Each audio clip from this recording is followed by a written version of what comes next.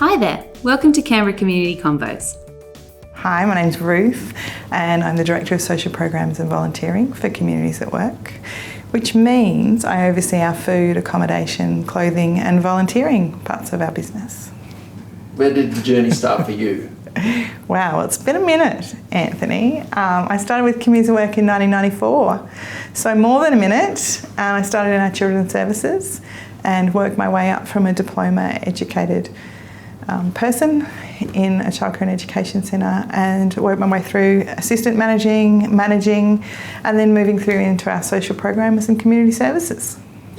Okay, so what does social programs and community services entail? What's involved? Well, for us in social programs, we oversee and support people within food, accommodation, clothing and volunteering aspects of supporting community. Okay, so someone walks in off this proverbial street. What might be a typical scenario that you encounter in that person's life? Like what brings them to ask for help? Yeah, so usually they've got a lot's happened for them to get to us, and they've got some sort of crisis or some sort of problems that they just have worked out they can't resolve on their own and they need some assistance. And we find it a real privilege that people choose to share that with us. It's not easy asking for help. It's not easy accepting help either. So for anyone who walks in off the street, they're in a place where they're ready to be heard and talked to and problem solve about what's going on for them, and that's where we fit in. So are we talking things like perhaps drug and alcohol, gambling, or they've lost their job, or could be any number of... Yeah, so usually people will start in our pantries and they've identified they don't have enough food, or they're really, really struggling with getting food on the table. It's a safer conversation or a more comfortable conversation for people to have and to ask for that kind of help. But then when they're ready and when they're willing to, we can actually delve a little bit deeper into why that is the case. And that's where our information, our referral services, our crisis support and our pantries can, really join together to help that person out. So does community work provide any crisis or like you refer people on occasions to other organisations? Absolutely. We've got some really great partnerships with community, and we wouldn't refer anyone to somewhere we wouldn't go ourselves if we needed the help. So we take that part of our job very, very seriously, and we want to send people to places that are actually going to help them. So we want to make sure we're not sending someone on a wild goose chase. It may have taken them a long time to get to us, so we don't want that to be another roadblock in that next step. We also appreciate that we can't do everything. We can't be experts in everything, but we know who to go to. We know what to do, and it could be coaching someone through going to one of these agencies. They may have never heard of them before. It might be, I'm going to Centrelink and they're saying no to me, and it could be, well, okay, what happens when you go to Centrelink? Let's put you in touch with a social worker in Centrelink, that kind of stuff. So let's say I'm one of the 1,400 plus clients that knocks on our door and asks for food. Okay. What happens next? Well, we have a lot of regulars that come in who know that we have food. So the conversation with them is really quite different. It's more of a local corner store where you just come in and say hi and you grab what you need. Our pantries can be used in a few different ways, and we think that's a lot more dignified than, say, giving out a hamper. A hamper could be something that you don't eat all the stuff in the hamper. Have you ever had a Christmas hamper and half the stuff sits in your cupboard for another 6 months? We see the same thing happen. You might have a client who needs pasta sauce and things, but has 6 packets of pasta in the house, just nothing to go with it. So we're not going to presume anything. We also know there's things like dietary requirements and cultural requirements for someone, and food is really, really important. Children can also be quite fussy, and you don't want to have more conflict in the family because what you've put on the table is not something they can eat.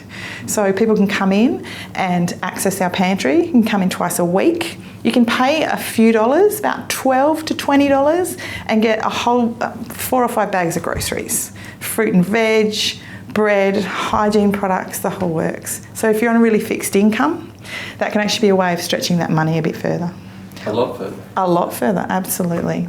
Now, it is a bit of a surprise chain. We don't have everything every single time. It is based on donations, and it's also based on what we can purchase ourselves. So it might not be quite what you had in mind when you came in, not as quite as reliable as Coles or Woolworths, but it's certainly going to get you over the line. There's another couple of ways you can use this too. You can use food bank cards with us, and they're a little purple card that you get from another community agency, say Companion House or Vinnie's. They can actually be swapped for food with us at no cost to that person. So they may have gone through and talked about this story and their scenario and their needs with another agency, and we'll actually be there to back that agency up and give the people what they need. Or you can do a thing called a crisis support appointment, and that's where someone will come in, make a booking time with us, talk to one of my amazing team members, or maybe even me, and actually get the support that you need and some credits essentially to use in the pantry. And that depends, what we give out really depends on the individual need. When's your next payday? That could make a big difference.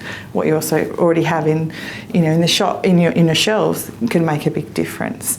It could be you need bus tickets to get somewhere. You might not know about the free bus. You might not know about our community transport as an organisation. So some of it turns into material aid that we give out, but also some of it is just that information on how to access free or discounted things within the community.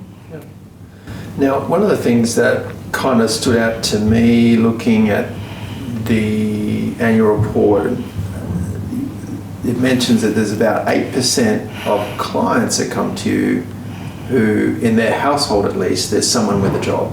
Mm-hmm. What's happening there? So you have someone working, but they need food? They do, yeah. So the world we live in is pretty expensive. COVID hit, so people's hours reduced. We have a number of our clients who are on irregular income. So yes, you might have a job, could be 2 hours this week and 30 hours the next. It could also be that that person is on, a very fixed income within that, and it just doesn't go where it needs to go. It doesn't stretch. Now, you mentioned before about a surprise chain, not a supply chain. Absolutely. What do you mean by that? Where do we get food from? We've actually had to pivot and change a little bit and increase and also reflect back on what a great job we do, especially because of COVID. We call it a supply chain because you never quite know what you're going to get coming in through the door.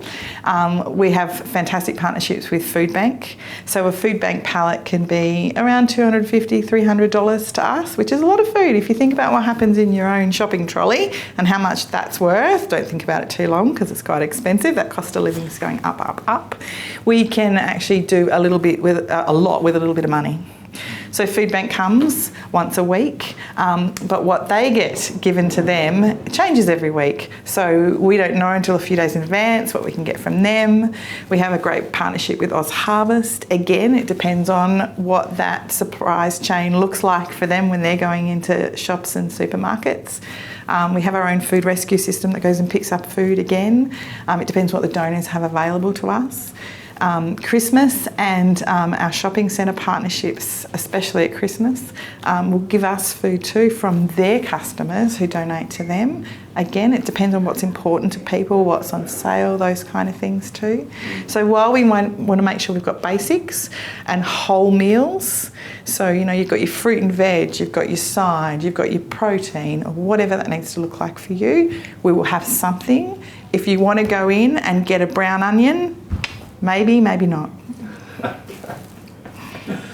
Awesome. You'll be able to get some veg.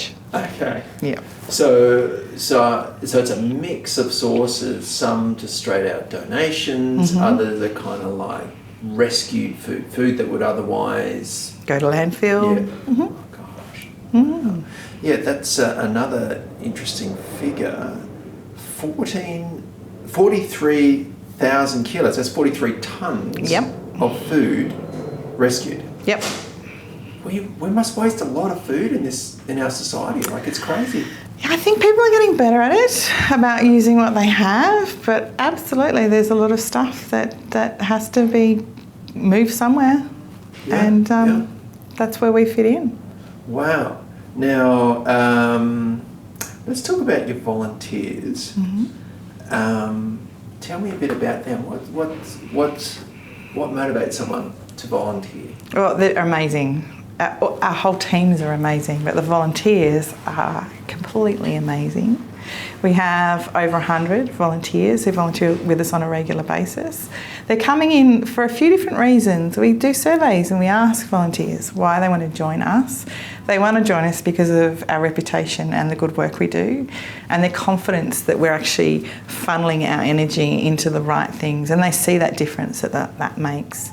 They may have had a connection in their past, in their work life or their personal turmoil in their own life that has brought them to a connection with communities at work in the past, and they're wanting to give back in some way.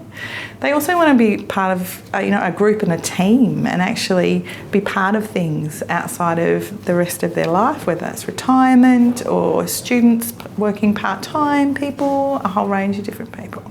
So they're coming to us for a number of reasons, but the main thing is that they want that it's got to help us high. They want to know that they're doing something that is really useful, and they can see it and they can believe it and they can touch it and feel it. And that's where us grabbing stuff and collecting it and giving it out really comes into play. Which leads me to my next question, because you talked about that helpers high.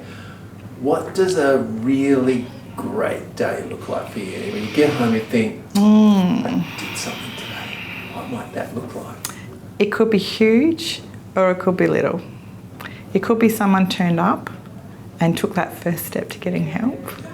It could be us having a success and some really amazing feedback come through our feedback system. It could just be that we can sit back and say we had 100 families come and access support today and we were there for them. Could also be a donor. We want to give to you and no one else because we just think what you do is amazing. It could just be a thank you or a hello. Really just depends. All right, let's turn that on its head. What's a bad day look like for you? I don't think we can call it a bad day, Anthony. I think we can call it a busy day, a full-on day, and a day full of opportunity. I don't think there's a day that I've walked out that I actually think, nah, that's it, I'm done. It just, sometimes things are repetitive and sometimes that left field curveball comes out, and it's part of that surprise chain, isn't it? So would you describe yourself as an optimist?